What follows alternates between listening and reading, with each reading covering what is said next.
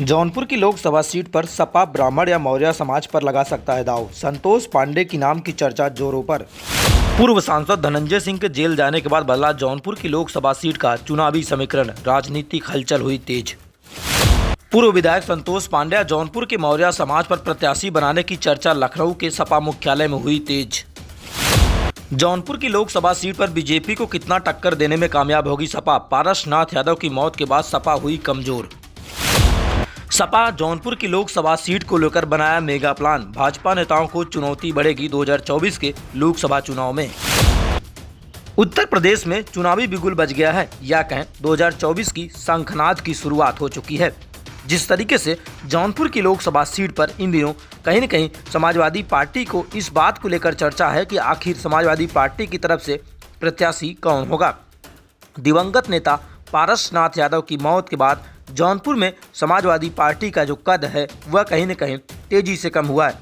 कभी जौनपुर के पूर्व सांसद या मंत्री रहे पारसनाथ यादव का जलवा ऐसा होता था कि जिस तरीके से किसी भी नेता के सामने चुनावी मैदान में ताल ठोकते थे, लेकिन उनकी मौत के बाद सपा में कहीं न कहीं जो जौनपुर का जो जिस तरीके समाजवादी पार्टी के नेता हैं वह कमज़ोर हो गए हैं।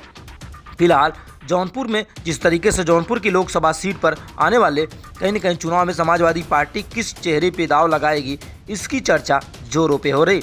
समाजवादी पार्टी ब्राह्मण समाज या तो मौर्य समाज के किसी एक नेता पर अपना दाव लगा सकता है। सुल्तानपुर के रहने वाले संतोष पांडे की नाम की चर्चा तेजी से हो रही। संतोष पांडे पूर्व विधायक हैं समाजवादी पार्टी से और उनकी नाम की चर्चा जौनपुर की लोकसभा सीट पर तेजी से हो रही।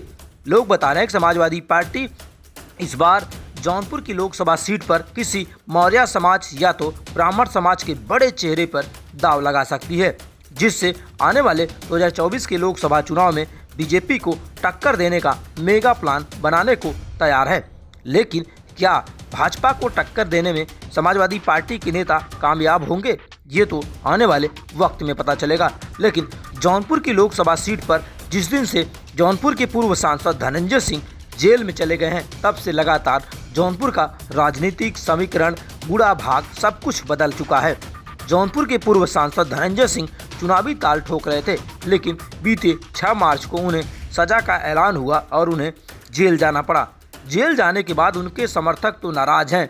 क्या वोटों में तब्दील होगा, ये तो आने वाले वक्त में पता चलेगा। लेकिन जौनपुर की लोकसभा सीट पर बीजेपी ने अपना प्रत्याशी कृपाशंकर सिंह को बनाया है, जो राजनीतिक उठापटक या कह राजनीतिक की शुरुआत उन्होंने महाराष्ट्र की सरजमी से किया था। उन्हें पहली बार यूपी के जौनपुर में लोकसभा सीट का प्रत्याशी बनाया है। कितना कारगर होंगे, ये तो आने वाले वक्त में पता चलेगा। लेकिन जौनपुर की लोकसभा सीट पर संतोष पांडे या मौर्य समाज पर समाजवादी पार्टी अपनी दाव लगा सकती है।